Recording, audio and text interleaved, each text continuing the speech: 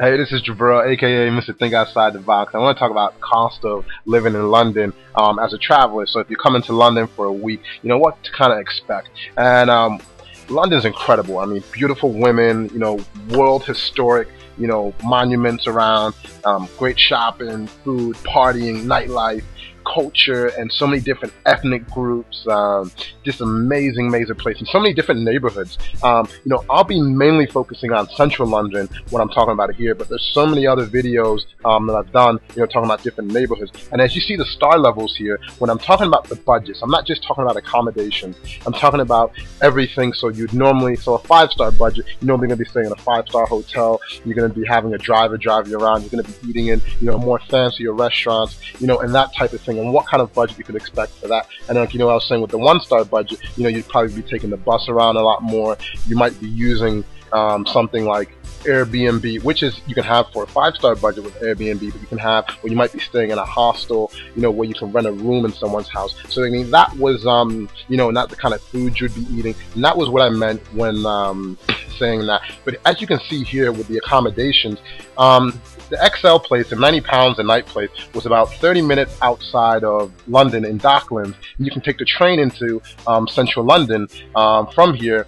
Really easy to get into town, and you save a lot of money if you stay out of town. But at night the trains stop running after midnight, so it's hard. It means you like to party and whatnot after midnight, to get back, and taxis can be quite expensive. But drinking. London has some of the best partying in the world. As you can see, the prices I've had below, you can get pretty decent. I mean, well, I shouldn't say decent prices. It really actually is expensive to drink, especially in London, compared to a lot of the other places in the world. But if you stay away from the super high-end clubs, you won't really be spending, the ungodly amount. Because I went to some clubs where, they're charging £20 just to get in, and then a mixed drink is like £12. That's like $19 for just a drink. So, but they have places where you can get, a pint of beer for, £3. It's like $5. It's reasonable. So, just kind of, look at, or if you want to stay at home, you can buy a bottle of alcohol, or buy a bottle of wine. Smirnoff's about £14 for a regular bottle. A bottle of wine, a decent bottle of wine for like £5 is about $8. And party at home like you saw me doing with my cousins. But sightseeing, you can do sightseeing for free. A lot of places, the Big Ben, the House of Parliament, all that stuff, you can go see for free and take pictures at. And if you want to go inside those buildings, though, you do have to pay an entrance fee. Or like if you want to go up here in the capsule in the London Eye, it's about $25 to do that. If you get a beautiful summer day or a clear view, you can see up to 25 miles from the capsule inside the London Eye. And here I went down to the south of England. This is Portsmouth. Absolutely beautiful place. And historic places. That's the Spinnaker Tower, and you can see some great views. Here I am up in the Spinnaker Tower. It's about $13 to entrance into there, and you can be up there for about an hour or so. And really historic warships and all types of cool historic type of facts. Here I am in the Portchester Castle. Thousands and thousands of years old castle, and you can pay a little bit of money if you want to go up the top. But here's my friend Andrea from New Zealand.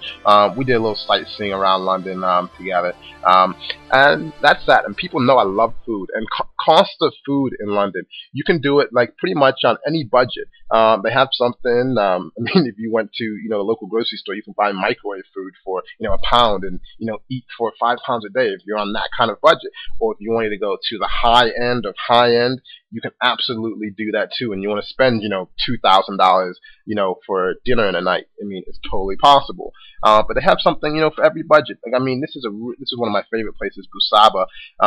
Absolutely excellent. It was right across the street from my hotel in Piccadilly, and absolutely amazing Asian food. I went there more times than I can count, and knew a lot of people by name. Or if you want to get room service, I mean, if you like room service, just depending on where you're at. But getting around town now, let me tell you, my recommendation is don't rent a car. But I mean, it's like $8 a gallon of gas. I mean, crazy, and it's just ridiculous. But my favorite way of getting around town, no matter how much money, would be the train. I absolutely love taking the underground train.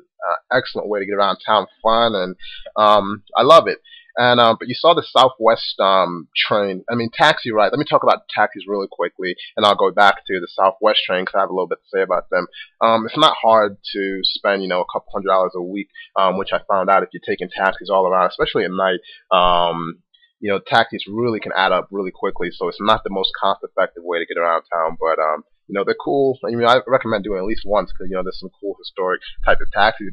But taking if you want to travel outside of London or central London and go to Manchester or something, if you're going down to Portsmouth or Brighton or something, you can take a train. But also look at other options. For example, I'll use the Portsmouth example. I paid £30 each way, so it's about £60 for a round trip, and it's about an hour and a half train ride from London to Portsmouth. And that's about $100 round trip. And if you have a family of four, that's like $400, like right there.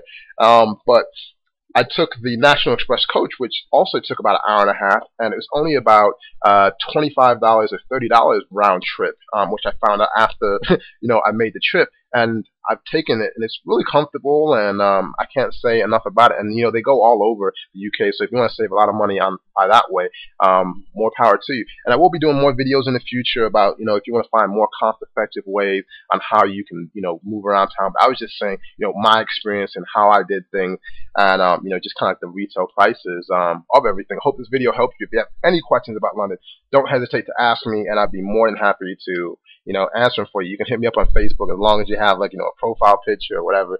I pretty much accept anyone, or hit me up on Twitter. And come see me on Jabril.com for all my links.